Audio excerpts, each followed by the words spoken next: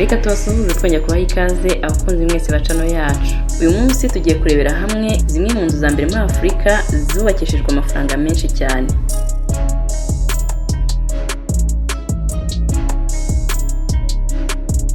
Iyi nzu iza ku mwanya wa mbere mu zihenze cyane muri Afurika ikaba ari y'umudamu witwa Floruncho Alakija. Ni inzu iherereye mu gace kitwa Ikoyi ni mu gihugu cya Nigeria. Iyi nzu Ikoyi House yubatswe n'umuhanga mu bwubatsi w'umudage witwa Julius Berger. Yubatswe ku buryo bwa tekinoloji ihambaye, ikindi ikaba inafite ubwirinzi ku masasu.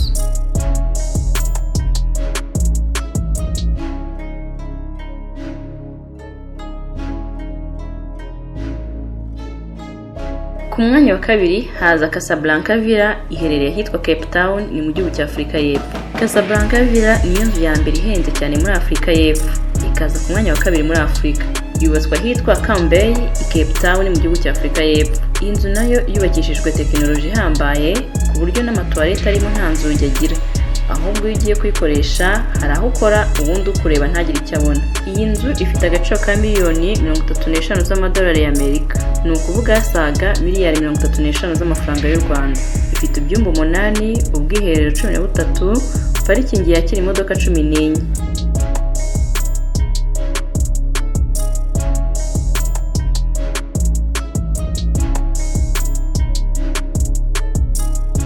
Umwanya wa gatatu mu nzu zihenze cyane hazitwa Mike Adenuga Banana Island House.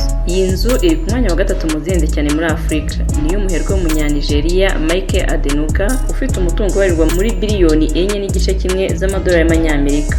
Iyi nzu ifite umusigiti wayo, sale yakira abantu bagera kuri 200, ikibuga cy'indege cyakira indege ye bwite, ifite kandi kiliziya y'abakristo bamusura. Uyu mugabo gusa abaturanyi be ngo ntago bamwiyumvamo cyane, bamushinja kutabitaho.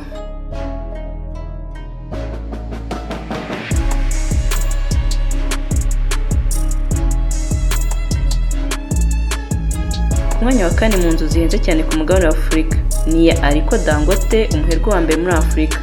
Umutungo we ubarirwa muri biliyoni 11.6 by'amadolari y'Amanyamerika. Umutungo we akaba ukuye mu bikorwa bitandukanye nko gutunganya sima ndetse n'izindi nganda zitandukanye. Iyi nzu ye ifite ibyumba byinshi bitandukanye, harimo n'ibyakira abantu bakomeye cyane ku isi nk'abaherwe Bill Gates ndetse n'abandi.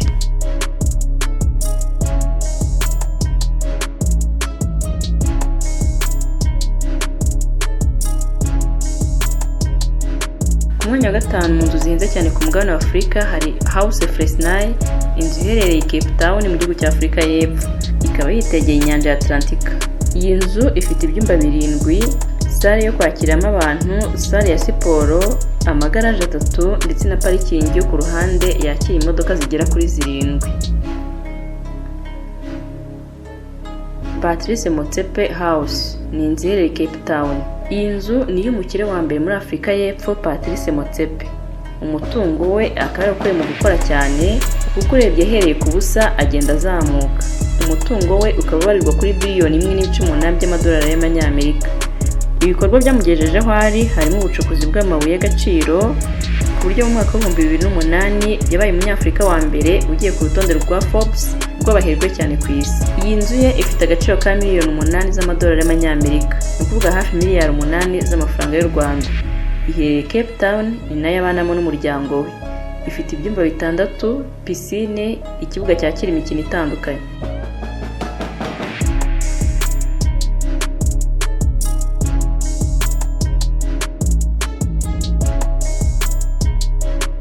Ku mwanya wa karindwi hari Clifton House.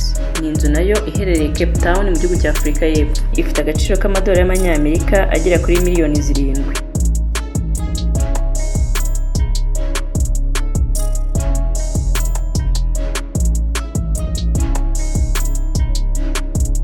Hakaba kandi Black River Penthouse iri mu birwa bya Maurice. Ifite agaciro ka miliyoni 6 z'amadolari y'Amanyamerika, ni ukuvuga saga miliyari 6 z'amafaranga y'u Rwanda. Iyi nzu Black River Penthouse iherereye ku nyanja, ifite ibyumba 5, ifite beach ndetse na pisine, ikindi kandi ikagira inzu y'ubucuruzi, ifite restaurant ndetse na salle ya sport.